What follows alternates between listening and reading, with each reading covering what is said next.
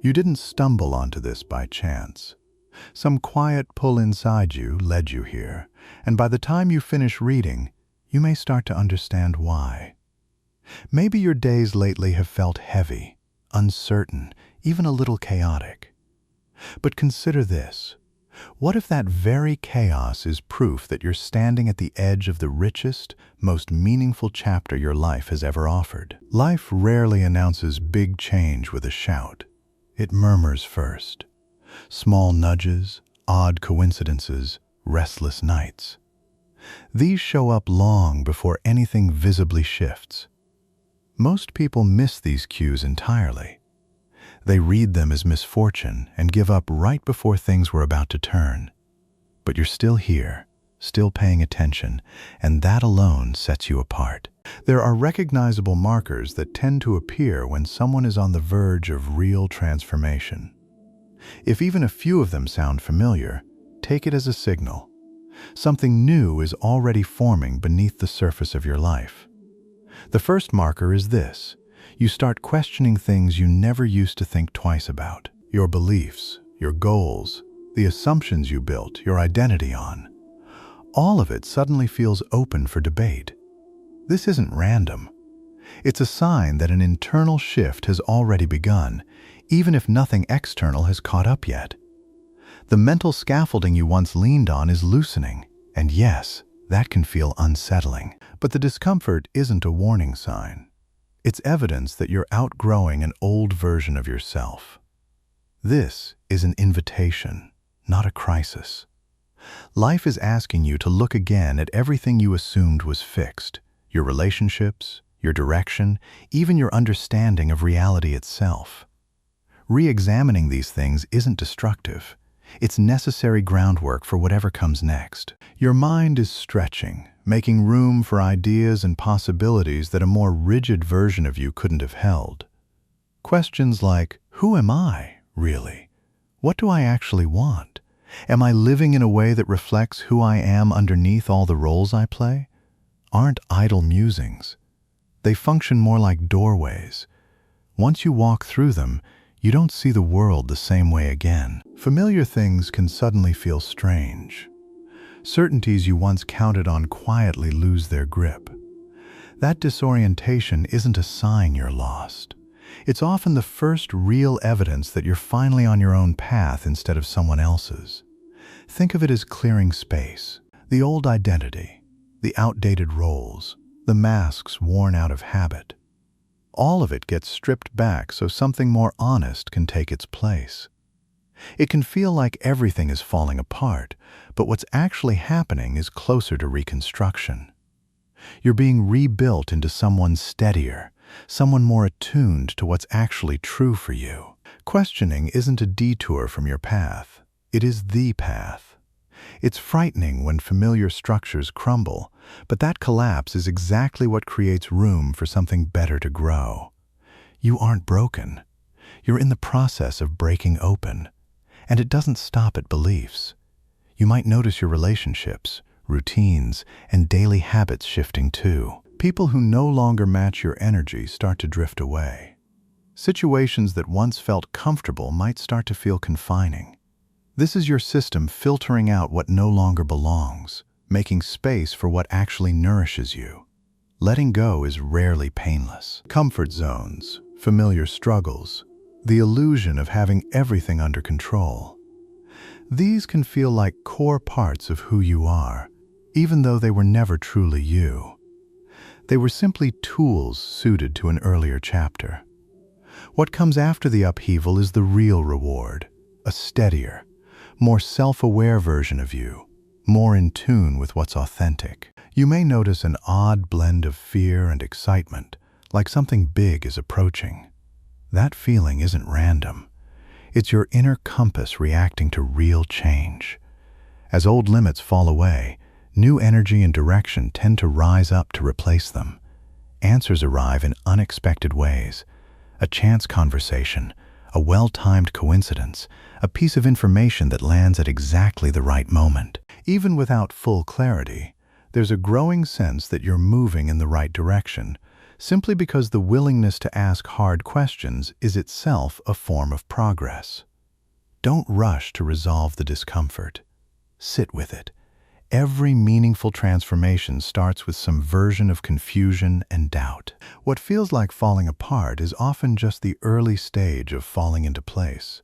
And once you stop resisting that process, the signs that have been quietly present all along start to become impossible to miss. The second marker of deep change is a growing sense of disconnection from your own past. This one rarely arrives suddenly. It builds slowly, almost invisibly, until one day you notice that the things which used to light you up no longer do. Hobbies you loved, conversations you used to enjoy, routines that once felt meaningful. They can start to feel oddly hollow. It's as if you're looking at the same life through a different set of eyes, ones that no longer respond the way they used to. People you once felt close to, places that once felt like home. They can start to feel unfamiliar, not because anything about them changed, but because something in you did. This isn't a passing mood. It tends to be something deeper, an internal signal that you've outgrown certain relationships, habits, or versions of yourself. As your perspective evolves, so do your priorities, your desires, and the things that genuinely feel meaningful to you. Parts of your identity that once felt permanent can start to feel like leftovers from a life you no longer fully occupy. This can be disorienting. You might not know exactly where you're headed, but you know with certainty that returning to how things were isn't really an option. The role that once defined your sense of worth, the social circles that used to feel essential, even old patterns of thought, they begin to loosen at the edges. That unraveling can feel like grief. In a sense, it is a kind of grief, mourning a version of your life that served its purpose and is now complete. But this isn't punishment. It's preparation. It's space being cleared for whatever wants to grow next, even if you can't see the shape of it yet. This disconnection isn't about rejecting your past outright. It's about releasing what has already done its job. You're being asked to loosen your grip on things that no longer support where you're headed. Not out of ingratitude, but because holding on tightly to what's finished only delays what's next. As this shift deepens, old assumptions you never thought to question start coming under scrutiny too. The version of you that simply went along with expectations, external pressure, social norms, inherited beliefs, starts to fade into the background. You begin asking questions you once considered off-limits. You start looking inward for answers instead of automatically looking outside yourself. You might feel uncertain about who you're becoming in this in-between space. But one thing tends to be unmistakably clear. You are not who you were. You're changing, expanding, and the old version of yourself simply doesn't fit the direction you're moving in anymore. There's often a rising pull toward becoming someone bolder and more authentic. Even before you can fully picture what that looks like, fear naturally shows up alongside this pull. Fear of losing what felt safe, fear of stepping forward without a clear map.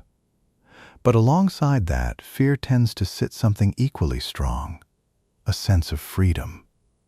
There's real relief in no longer needing to perform an old identity that no longer fits. The emptiness that follows letting go isn't really emptiness. It's potential, unformed, and waiting. It's the space where something more aligned with who you actually are can begin to take shape. So if you feel yourself drifting from who you used to be, if old routines, relationships, or dreams no longer feel like yours, take it as a sign, not a warning. This disconnection isn't an ending. It's the quiet opening move of the transformation that's already underway. The third marker shows up as a shift in what you consider genuinely important. Things that used to consume your attention, status, material success, other people's opinions, can start to lose their pull. You find yourself asking deeper questions about what actually matters to you, beneath the layers of expectation you've absorbed over the years. Career milestones, financial goals, public approval.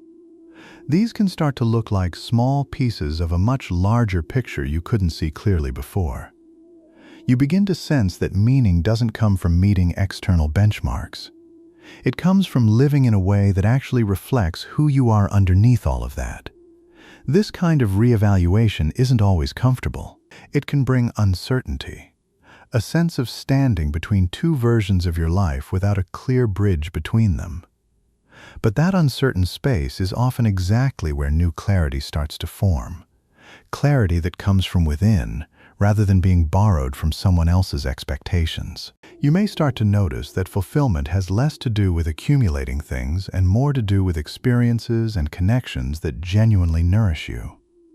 This can spark bigger questions. Why am I here? What do I actually want to experience in this life? What do I want to leave behind? The answers rarely arrive all at once, but the questioning itself opens doors that felt closed before. What once felt essential starts loosening its grip, making room for new interests and a deeper pull toward what actually matters to you at a core level. This is often a clear signal that a real shift is underway, one that moves you toward a life shaped less by outside pressure and more by your own sense of purpose. This shift tends to build gradually, but once it takes hold, it becomes hard to ignore. Things that once felt secure can start to feel hollow. The pressure to meet conventional definitions of success starts to fade, replaced by a pull toward something more personally authentic. This isn't just about rejecting the old, it's about making genuine room for what's next. Interests you set aside years ago might resurface. You might find yourself drawn to entirely new pursuits you never considered before. Instead of following a predetermined path, you start looking for direction that actually reflects your own values. This period can also bring a temporary sense of solitude. You might feel more distant from your usual social circle as you step back from old expectations to figure out what you actually believe. This isn't something to fear. It tends to be temporary, and it's often exactly the space needed for real self-understanding to develop. Over time, you naturally start attracting people who share your evolving outlook. The fourth marker is a noticeably stronger connection to your own intuition. This tends to show up right around the time you're preparing to make a genuinely significant change. A kind of inner clarity switches on, cutting through everyday noise with surprising precision. Choices start to feel more instinctive. Situations that once felt uncertain suddenly feel more obvious. You're no longer stuck endlessly overanalyzing. Something inside starts pointing you in a direction, even without a fully logical explanation. Intuition is that quiet inner sense that tells you what to do before you have all the facts. It's a felt sense of alignment, even when you can't fully explain it in words. The key is learning to trust that inner signal instead of second-guessing it constantly. As you do, decisions start coming from a steadier, more authentic place. This kind of awakening usually starts small. A subtle hunch that steers you differently, an unexpected calm that settles in during a stressful moment. At first, it's easy to miss, especially with so much daily noise drowning it out. But the more attention you give it, the clearer and stronger it tends to become. It can show up physically, as a gut feeling, or as a sudden thought that seems to come from nowhere, or as an unexplainable certainty about a person or situation. As you get more attuned to these signals, your choices start coming less from pure logic and more from a deeper kind of knowing. As this trust builds, things that once seemed chaotic or random can start to look like they carry a pattern. Life can start to feel like it's flowing more naturally, as though you're consistently in the right place at the right time. The constant urge to overanalyze every decision tends to ease, replaced by a growing trust that your intuition is steering you well. This heightened awareness often extends to how you read other people and situations, picking up on unspoken energy, noticing what's happening beneath the surface of a conversation rather than just the words themselves. The most striking part of this shift is that the more consistently you trust this inner voice, the more a lasting sense of calm and inner steadiness tends to develop. Even without having all the answers, even with an uncertain future ahead, fear and doubt start losing their grip, because decisions increasingly come from understanding rather than anxiety. The fifth marker is a strong, almost restless pull toward personal growth. Your mind starts opening in ways it hasn't before. You're no longer satisfied with what you already know or the version of yourself you previously accepted without question. There's a hunger to expand, to learn, to grow, to move past limits you once thought were permanent. This drive starts shaping your daily choices. You might find yourself drawn to books, conversations, or experiences that challenge old assumptions in ways that genuinely excite you. New skills and unfamiliar perspectives start pulling you in with real intensity. This hunger for growth often leads you to examine parts of yourself you hadn't looked at closely before. Buried passions, old limiting beliefs, patterns that have quietly held you back. There's a growing sense that now is the moment to actively reinvent parts of your life from the inside out. This isn't only intellectual curiosity, it runs deeper. A longing to feel whole, to align more closely with your actual values instead of inherited ones. You start feeling that meaningful change is possible if you're genuinely willing to do the internal work required. Personal growth stops being optional and starts feeling necessary. You find yourself asking harder questions. Who am I underneath all the roles I've taken on? What do I actually want to contribute with this life? The answers may take time, but the questioning itself signals that you're ready to expand beyond old comfort zones. The sixth marker is a strong urge to step back from relationships and situations that no longer match who you're becoming. People and dynamics that once felt normal can start to feel unexpectedly heavy or draining. This isn't about outgrowing them casually. It's a deeper recognition that certain connections were never really supporting your growth to begin with. A new clarity tends to emerge here. An unwillingness to keep investing energy into relationships that consistently leave you depleted, regardless of how long you've known someone or how familiar the dynamic feels. If a connection doesn't support your growth, it may be time to release it, without guilt, and without bitterness toward the other person. This isn't selfishness. Protecting your energy and your peace is a form of self-respect. As you let go of what no longer serves you, new connections tend to appear. Relationships that feel more balanced, more genuinely supportive of who you're becoming. The seventh and final marker is a deep sense of release from everything that no longer belongs in your life. As you move into this new phase, things that once felt essential start carrying much less weight. Your energy shifts, and what used to define your entire world starts fading naturally into the background. Certain relationships may feel strained. Old activities may feel unexciting. Even familiar places can start to feel distant. None of this means your past was wrong or wasted.